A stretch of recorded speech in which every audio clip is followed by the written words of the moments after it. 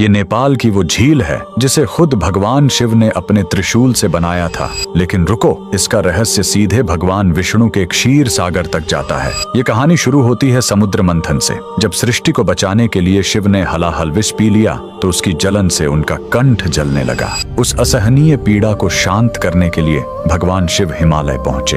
वहां उन्होंने अपने त्रिशूल से एक चट्टान को तोड़ा और उससे निकली जलधाराओं ने एक पवित्र झील का निर्माण किया, जिसे आज हम नेपाल के गोसाई कुंड के नाम से जानते हैं। शिव ने इसी शीतल जल को पीकर अपनी पीड़ा शांत की। लेकिन रुकिए, इस झील का रहस्य यहीं खत्म नहीं होता। इसी हिमालयी क्षेत्र से कुछ किलोमीटर दूर नीचे काठमांडू घाटी की तलहटी में एक और चमत्कार है, बूढ़ा नीलकंठ मंदिर। यहाँ जल के बीचों बीच 5 मीटर लंबी एक ही काली चट्टान से तराशी गई भगवान विष्णु की अद्भुत प्रतिमा है, जो शेषनाग की शैया पर शयन कर रहे हैं। और अब वो रहस्य जो इन दोनों स्थानों को जोड़ता है। स्थानीय मान्यता है कि गोसाई कुंड का जल भूमिगत रूप से सीधे बूढ़ा नीलकंठ के इस सरोवर तक आता है। लोग मानते हैं कि अगस्त के महीने में जब गोसाई कुंड में जनई पूर्णिमा का मेला लगता है तो बूढ़ा नीलकंठ के इस सरोवर में भी दूध जैसी सफेदी दिखाई देती है, मानो शिव के कुंड की शीतलता और पवित्रता यहाँ तक पहुँच गई हो। अगर आप भी महादेव के भक्त हैं तो कमेंट्स में जय श्री हरि जरूर लिखें।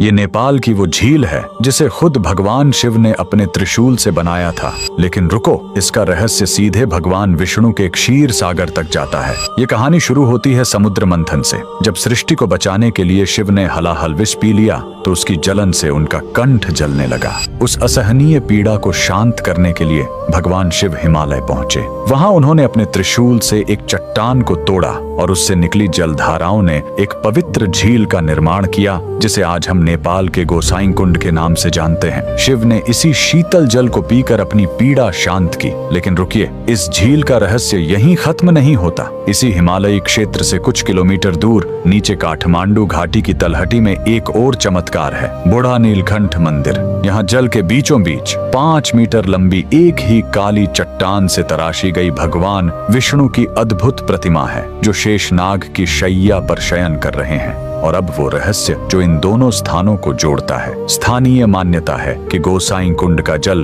भूमिगत रूप से सीधे बूढ़ा नीलकंठ के इस सरोवर तक आता है। लोग मानते हैं कि अगस्त के महीने में जब गोसाई कुंड में जनई पूर्णिमा का मेला लगता है तो बूढ़ा नीलकंठ के इस सरोवर में भी दूध जैसी सफेदी दिखाई देती है, मानो शिव के कुंड की शीतलता और पवित्रता यहाँ तक पहुँच गई हो। अगर आप भी महादेव के भक्त हैं तो कमेंट्स में जय श्री हरि जरूर लिखें।